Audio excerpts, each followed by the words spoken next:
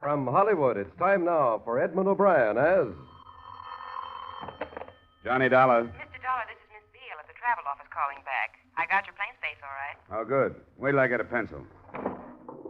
Okay. You leave Idlewild tomorrow morning at 9 on National Flight 405, and you reach New Orleans tomorrow evening at 5:01. 5:01. Got it. You'll have to stay in New Orleans overnight, and the earliest flight I could get out of there is Pan American number 701 the next morning at 8. 8 o'clock. That'll put you in Managua at 5:50 that evening. And there's a train from there to San Juan del Sur. Oh, that part of it should be fun. The fare one way, including tax, is $216.55. Why don't you buy a round trip? Well, just habit, I guess. Superstition. I don't like to presume I'm going to get back from any of these trips I make. That would really be asking for trouble.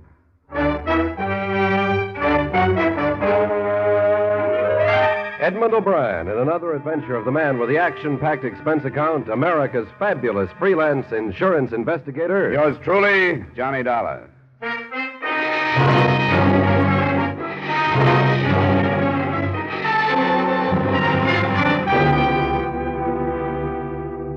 Expense account submitted by Special Investigator Johnny Dollar to Britannia Life Insurance Company, Hartford, Connecticut. The following is an accounting of expenditures during my investigation of the David Rockey matter. Expense account item 1, $4.50, transportation from Hartford to New York City. Item 2, $1.20 cab fare to the hiring hall of the National Maritime Union.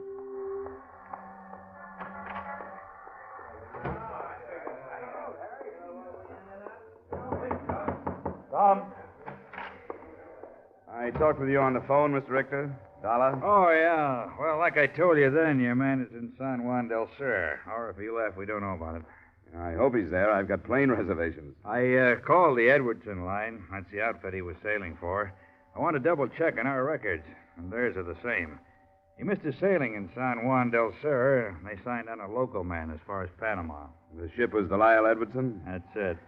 Can you give me anything that would help identify him? Well, here's his signature and his last job assignment card. Oh. Can I keep this? I guess so, sure. Thanks. Let's see, here's his membership book number, 146544. Uh-huh. All right. Would you happen to have any photographs in your file? No, but the Coast Guard office would, on his certificate of identification and certificate of service. They'll both be in a file on him over there. Good, that's what I need. I wouldn't know him if I did find him. I'll fix you up. Naturally, I'm curious, you flying all the way down to that port. What do you want with this David Rockey? Mind telling me? He just became a millionaire. What? Well, when Rocky was a kid, he was adopted by a Titus Morgan in Boston. Wealthy man. He just died, leaving everything to Rocky. And he'll like that. $1.5 million, including $50,000 in insurance. That put me on the case. How would you like to get some news like that? I don't think I could take it. Well, thanks a lot, Mr. Richter. That was nothing. Yeah, when you find this guy, ask him if he can spare a few bucks for the seaman's home, will you?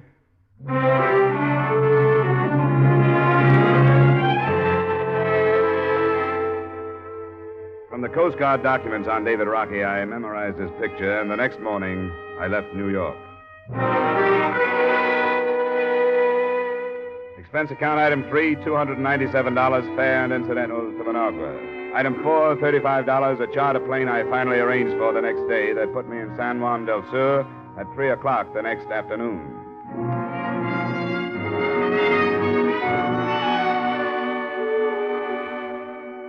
I found hotel accommodations and then looked up the local office of David Rockey's last employers, the Edwardson Steamship Lines.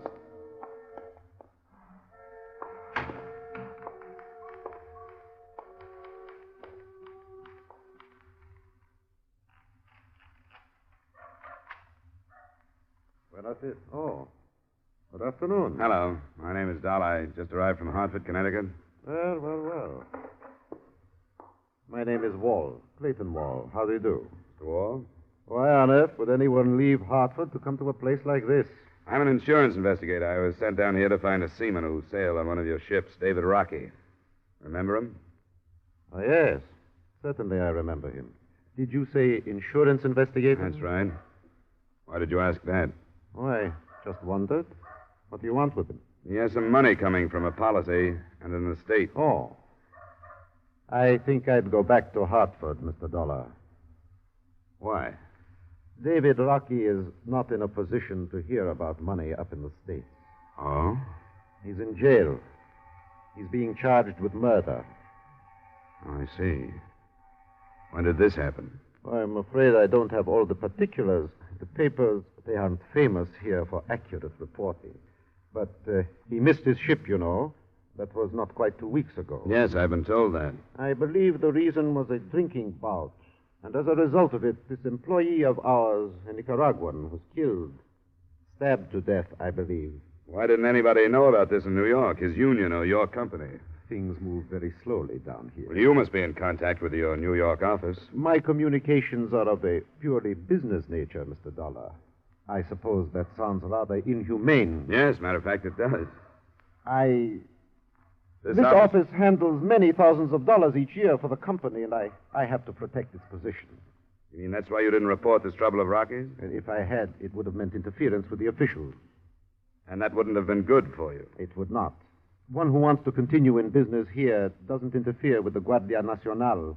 It is both military and police. And like in all countries, they have legal procedures. I take it you haven't seen Rockey since he was arrested. No, I haven't. Well, I hope you don't mind if I do. I'll be blunt with you. As long as the interference doesn't stem from this office, I think it's highly in order. I wish you luck, Mr. Dollar. And I'd like to have you tell me how you come out. I'm not as heartless as I sound. No, sure. Just a good businessman.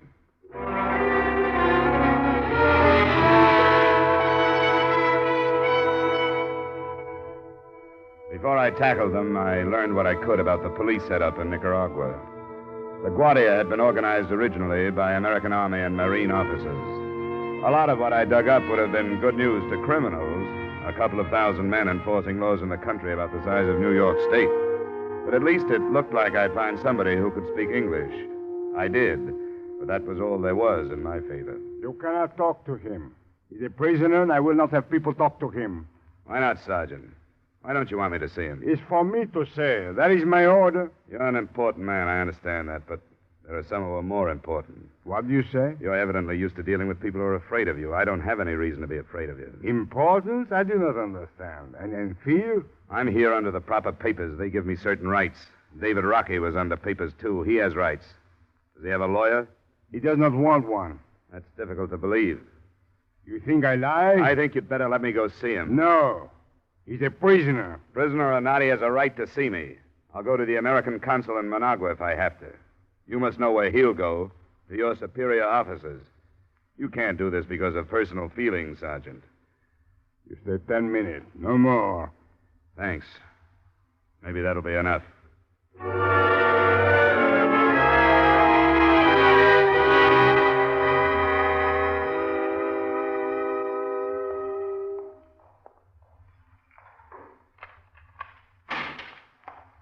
Who is it? Don't you have a light? No. Who is it? My name is Dollar, Rockey. I came down from the States to find you. That's a laugh. I know how these things go. They haven't even heard about it up there, so why should anybody come looking for me? Titus Morgan died. Oh, I'm sorry to hear that. What does that have to do with it? He left you a little money, some insurance. Company wanted to find you so they could clear their books. This a fact? Yeah. What about this murder charge? If you've been outside, you know more about it than I do. This is where I woke up, and this is where I've been. I don't know what's going on. What do you mean, this is where you woke up? I got drunk. I don't remember getting here. You know about the murder charge? Oh, yeah, they told me about that. What happened? I don't know. I drank too much. It almost seems like I got a Mickey. Did you kill this guy? Are you on the level? Certainly I am. Here, hold my wallet while I get a match.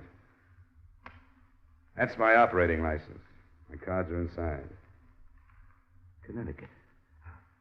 It's close to home. I'm sorry I was so suspicious, but you could have been working for the police, coming in here to give me some false hope and make me blab. What about the killing? I don't remember. I don't know what happened. His name was Sagasa. He was foreman of the longshoreman crew that loaded us. I know that. Well, I didn't have to stand watch that night, so I went with him. I've done it before. I knew him. There were all these drinks at his place finally with his wife. I remember midnight, but not much after that. except half remembering going to bed because I was so stiff. You went to bed there? I'm not even sure of that. I think so. I don't remember going anyplace else. And believe me, I've been trying to. What then? I don't know. Almost like a nightmare. I can remember the police being there. In the morning, I was here. And that Sergeant Ortega won't tell me what's going on or let me see anybody. I don't even know how he was killed. He'd been stabbed. He was lying on the floor in the middle of the front room. I wouldn't have any reason to kill Emiliano. You remember who was with you? Yeah, there was his wife, as I said. What's her name? Misha. Tell me about her. Well, there's nothing about her. She's Sagasa's wife. After I met him, I met her. I've made this port quite a few times and got to know them both. Mm-hmm. Who else was with you? 2 other men. One was Dave Light. He was a crew member of the ship, so he's gone. The other is Chris Binstead. He's in charge of the warehouses here for the Edwards and Company. Then there was another girl, Alicia. I don't know where she came from. I'll find out. You're really going to look into it? Yeah? I don't see an American sitting here in a black cell without somebody helping him. I won't say I've been praying, but if I had been, you'd sure be the answer to them. I'll let you know what I find out. And Mr. Morgan died. That's right. He was a great man. I wish I'd stayed home. I'll try to see you tomorrow night. Hey, let me out.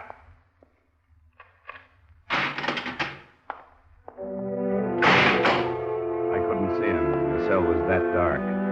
But when the door clanged shut behind me, I realized the irony of the situation. The heir to $1.5 million fortune in a jail cell in Nicaragua without rights, privileges, or even light.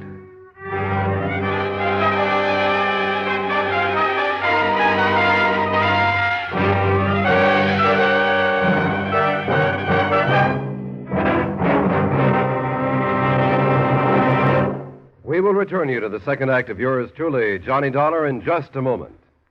Every Saturday night, Americans from coast to coast play Sing It Again. Do you? Well, if you don't know the fun and excitement you're missing. Prizes galore, plus a special jackpot prize if you can name the Phantom Voice. So stay at home, play at home on Saturday nights, when over many of these same CBS stations, Dan Seymour says it's Sing It Again. Now, with our star, Edmond O'Brien, we return you to the second act of yours truly, Johnny Dollar.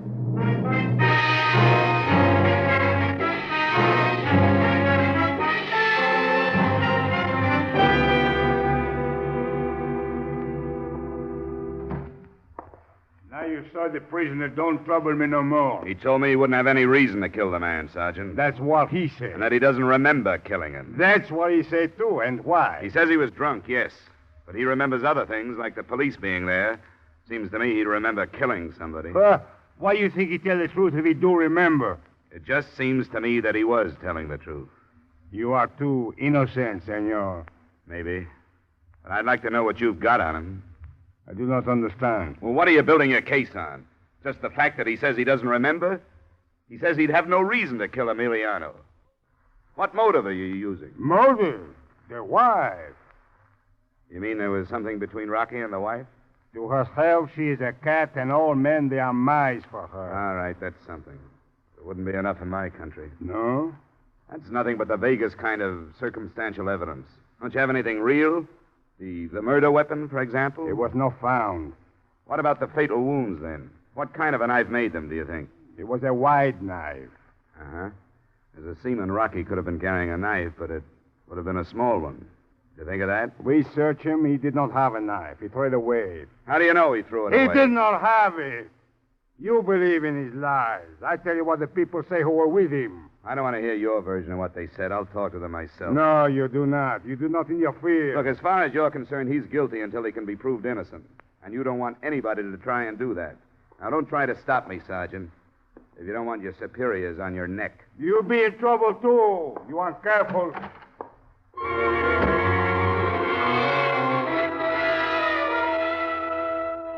My first move was to get a cable off to Hartford advising the company of the situation and suggesting that the Titus Morgan estate send a lawyer to San Juan del Sur as quickly as possible. By then, it was 5 p.m. Through Clayton Wall in the Edwardson office, I found the address of the Sagasa widow, one in a section of houses that the company had improved for their employees. Mrs. Sagasa was an attractive, unusually fair-skinned woman of maybe 23 or 4 who was outside enjoying the moist wind of evening when I arrived. She, too, spoke English. The company taught me. I work there. Oh, it seems to be a good company. Does a lot for its San Juan people. Sometimes I think it is good. But then sometimes I think it would be better never to know any Americans. But they bring me many presents from America. David Rockey and who else? The other sailor from the ship, the one named David. Light? Yes, that one too. And one called Robert. What did your husband say about all these presents? Didn't he mind? Only sometimes he was angry. He would say, "You are my wife. You don't take these things." And I say, "Yes, Emiliano. I'm your wife. And these things don't change that." And he would smile and he was not angry anymore. Was he angry about David Rockey? Sometimes. You know he's in jail, don't you? Yes, I know. Did you see him kill your husband? No. I understand you were here. Yes, I was here with Alicia. We came out here. It was hot inside. Oh. And the men were still inside, huh? Dave Light and Rockey and your husband? Yes. And there was one other, wasn't there? What was his name, Binstead? Yes, Chris Binstead. Did you hear anything from out here? Well, only talking. All of them talking? I think so. David Rockey thinks he remembers lying down while he was here. I think he stood up. He was up when you came out of your house? Yes, I think so. It was... Well, there was a lot of rum. Yes, I know. Had there been any trouble? Any arguments? No, I don't think so. Don't you remember? There was only trouble when Chris ran out. Then Emiliano stayed. What did Chris say? He said, "Dave, he cut Emiliano." Dave who? Only Dave. Could he have meant Dave Light?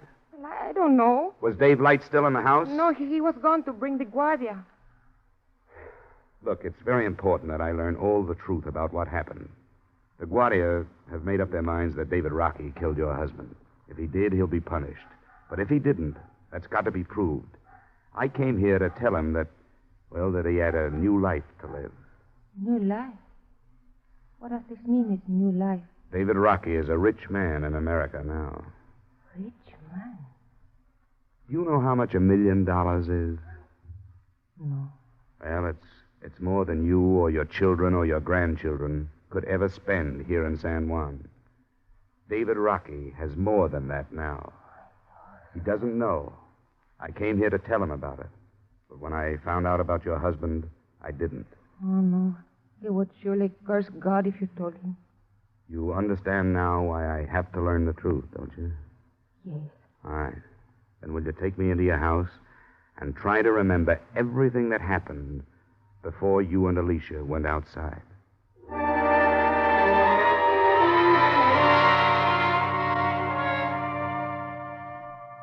Another Edwardson ship had docked that evening, and I found Chris Binstead on the wharf supervising the placement of the cargo that was streaming into the warehouse.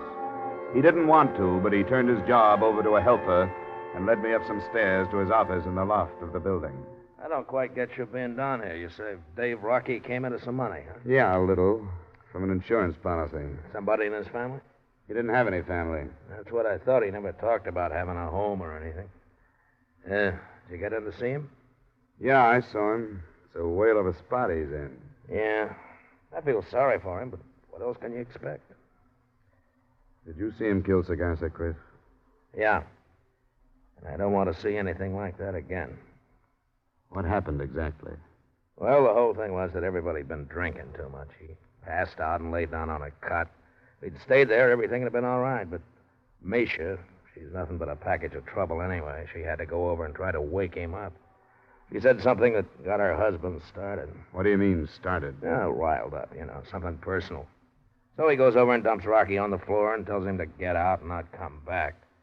Rockey hit him once and then went out in the kitchen, got the knife, came back. Misha told me she was outside. Yeah, she was. I sent both the women out when the trouble started. She said there hadn't been any trouble. She knows better than that. Yeah, I guess so. Well, I can't see why she'd lie. I never figured them out, any of them. Anyway, Rockey came back with a knife, and they called each other some names, and then all of a sudden there was Emiliano on the floor. Then what? And that was the end of it. Went and told Misha what had happened. Dave Light went after the Guardia. What did you say to Misha? Oh, I just told her that Rockey had killed her husband. She says you told her Dave did, that you didn't say Rockey. Well, maybe I did say Dave, but I meant Dave Rockey. What are you pressing me for? Just trying to find out what happened. I told you what happened. How about this Dave Light? How come he was able to climb aboard his ship and leave? Yeah, he reported the thing. Mr. Wall at the main office talked to the Guardia, and they let him go. What is all this, Dollar? You got the facts. It's funny that David Rockey doesn't remember killing him. Is that what he says? He doesn't remember? A man who does a thing like that when he's blind drunk is usually following his subconscious mind. That would mean that when he's sober, he probably would have thought about killing Emiliano. So? That would mean that the motive might be the elimination of the husband. Now, I can't figure a seaman who's here in San Juan only a few days at a time even thinking of going to these lengths to get rid of Misha's husband. What are you driving at, Dollar? I'm thinking out loud, I guess. Why? That'd better be all. I guess you have to get back to work, huh? Yeah. Okay. Thanks a lot for seeing me.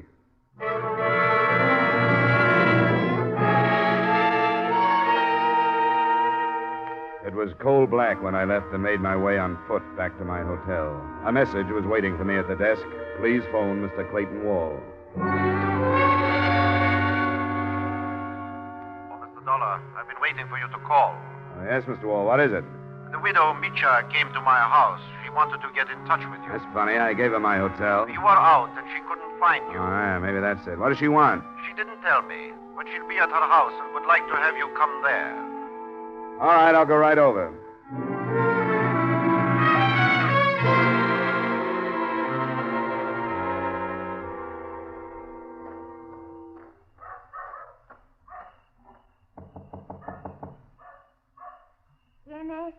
Mr. Dollar. Why you don't come before this? Well, I was busy asking questions. I saw Chris Binstead. What did he say? It's hard to tell the lies from the alcoholic confusion. I don't understand you. I don't understand it either, Misha. Well, why'd you want to see me? I found a knife Oh? Where? behind that... That chest? Yes. It's there. I didn't touch it. Why wasn't it found before? The Guardia, they didn't look. How did you happen to find it? I don't know. After you leave, I started to think, and something told me, look there. Now tell me the truth, Misha. I tell the truth. You want to help David Rockey? If I can help. All right. Then don't say anything about finding the knife. Not to anybody. I don't tell. You didn't tell Mr. Wall? He asked me, but I don't tell. All right, leave it that way. Don't say anything to anybody.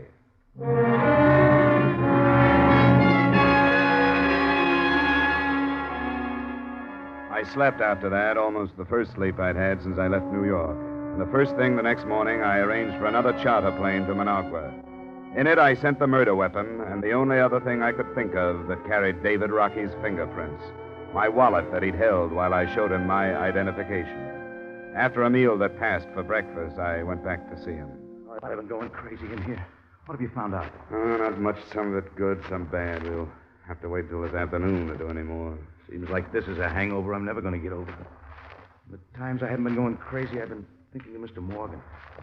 How did he die? Heart. He wasn't very old. I keep remembering what he said when I left, that there were two worlds and that I was picking the wrong one. He adopted me, you know. Yeah. I talked to his lawyers, but I didn't get the whole story. It doesn't make any difference, I guess, except that I could have made him a lot happier than I did. He had a son of his own that got killed in an auto accident when he was 14. The mother, too. I didn't know that. I was the same age, and I was supposed to take his son's place. Mr. Morgan found me in a state home, took me in. Gave me everything, put me through school, high school. Why did you leave him? Guess I'd lived too long in the other world or something. I always felt like an outsider. Then the war came along, and I went into the merchant marine. How old are you now, Rocky? 27. I went back after the war, but I wasn't cut out for it, I guess. Tuxedos and formal dinners and dames I didn't understand. The rest of the people who never seemed to say what they were thinking. Yeah, there are plenty of those. I tried because I knew Mr. Morgan wanted me to. There was just something rough in me that I couldn't hold down. And there were a couple of things with these stuffed shirts, fights. Finally, a few years back, I got up and left without saying anything to Mr. Morgan. I got no sermon to preach. I know it wasn't the way to do it. And he left me some insurance anyway. How do you like that guy? Have you been thinking about the Sagasa thing, Rocky? I've been trying. You can't remember any more? No. Does it look bad? I can't tell about these other people. I wouldn't have killed him. Misha's trouble, I know that, but I wouldn't have killed him. I didn't have any reason to. It's been my approach, but I haven't proved anything with it. You sit tight until I come back. Oh, here. Brought you some cigarettes.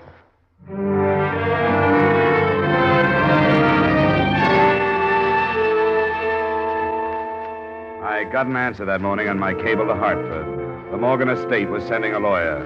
Then I waited until the middle of the afternoon when the charter plane came back from Managua with the results of the fingerprint tests.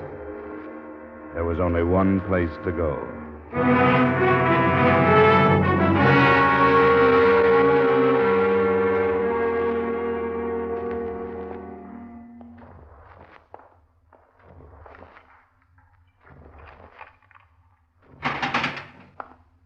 Mr. Dollar? Why didn't you give me a straight story at the beginning, Rocky? Oh, what do you mean? Why didn't you tell me you killed him? Did I kill him? You know you did. No, I swear I don't. I don't remember. You mean that, don't you? I don't remember, Mr. Dollar. I don't remember. Did I kill him? Didn't you ever think of getting Sagasa out of the way? Yeah. He was in the way. Did I kill him? I've been looking for evidence that would say you didn't. What I found says you did. What? Your fingerprints on the knife, and no other fingerprints at all. They couldn't have been faked. There was only one way to get them there. Oh, I'm sorry. So am I. I didn't mean to. I had no reason to. Why did I? Well, things happen, I guess. It could have happened to anybody who doesn't have any more sense than I do. I got nobody to blame. Nobody.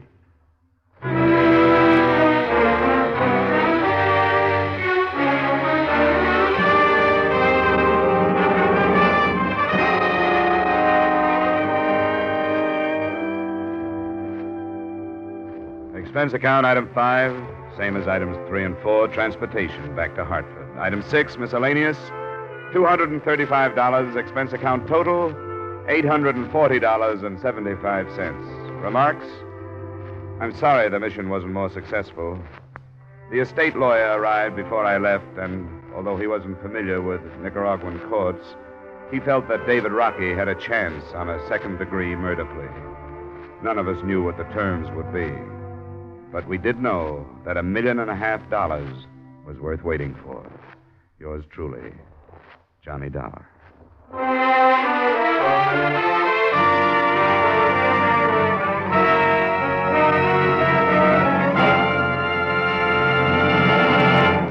Yours truly, Johnny Dollar, stars Edmond O'Brien in the title role and is written by Gil Dowd with music by Wilbur Hatch. Edmond O'Brien's latest picture is a Paramount Pictures production, The Redhead and the Cowboy. Featured in tonight's cast were Lillian Baeff, Bill Conrad, Tyler McVeigh, Edgar Barrier, Jay Novello, and Jack Moyles. Yours truly, Johnny Dollar, is produced and directed by Jaime Del Valle. This is Dick Cutting, inviting you to join us next week at this time when Edmond O'Brien returns as... Yours truly, Johnny Dollar.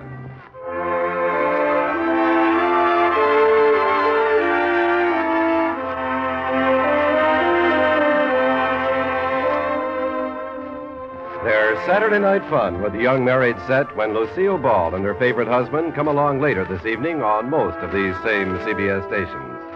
You'll enjoy the laughs with Lucille Ball as she tries to help, but more often hinders the man she calls my favorite husband. And now, stay tuned for Von Monroe's Caravan, which follows immediately over most of these same CBS stations. This is CBS, where Hopalong Cassidy rides every Saturday night, the Columbia Broadcasting System.